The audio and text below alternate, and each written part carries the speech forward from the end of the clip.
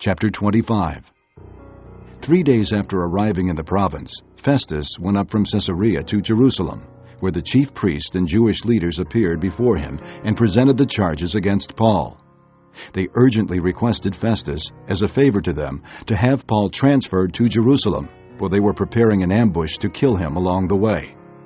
Festus answered, "Paul is being held at Caesarea, and I myself am going there soon. Let some of your leaders come with me and press charges against the man there, if he has done anything wrong." After spending 8 or 10 days with them, he went down to Caesarea, and the next day he convened the court and ordered that Paul be brought before him.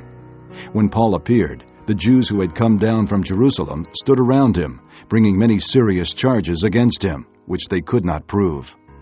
Then Paul made his defense. "I have done nothing wrong against the law of the Jews, or against the temple, or against Caesar." Festus, wishing to do the Jews a favor, said to Paul, "Are you willing to go up to Jerusalem and stand trial before me there on these charges?" Paul answered, "I am now standing before Caesar's court, where I ought to be tried. I have not done any wrong to the Jews, as you yourself know very well. If, however, I am guilty of doing anything deserving death, I do not refuse to die. But if the charges brought against me by these Jews are not true, no one has the right to hand me over to them. I appeal to Caesar." After Festus had conferred with his council, he declared, "You have appealed to Caesar. To Caesar you will go." A few days later, King Agrippa and Bernice arrived at Caesarea to pay their respects to Festus. Since they were spending many days there, Festus discussed Paul's case with the king. He said, "There is a man here whom Felix left as a prisoner. When I went to Jerusalem, the chief priests and elders of the Jews brought charges against him and asked that he be condemned. I told them that it is not the Roman custom to hand over any man before he has faced his accusers and has had an opportunity to defend himself against their charges.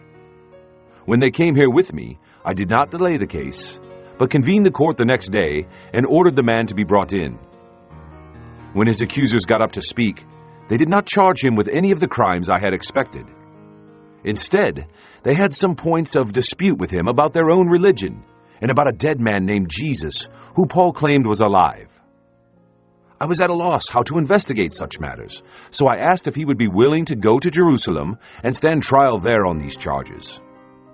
When Paul made his appeal to be held over for the emperor's decision, I ordered him held until I could send him to Caesar." Then Agrippa said to Festus, "I would like to hear this man myself." He replied, "Tomorrow you will hear him." The next day, Agrippa and Bernice came with great pomp and entered the audience room with the high-ranking officers and the leading men of the city. At the command of Festus, Paul was brought in. Festus said, "King Agrippa, and all who are present with us, you see this man? The whole Jewish community has petitioned me about him in Jerusalem and here in Caesarea, shouting that he ought not to live any longer. I found he had done nothing deserving of death. But because he made his appeal to the emperor, I decided to send him to Rome. But I have nothing definite to write to His Majesty about him.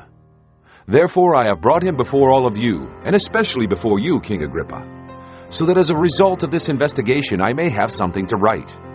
For I think it is unreasonable to send on a prisoner without specifying the charges against him.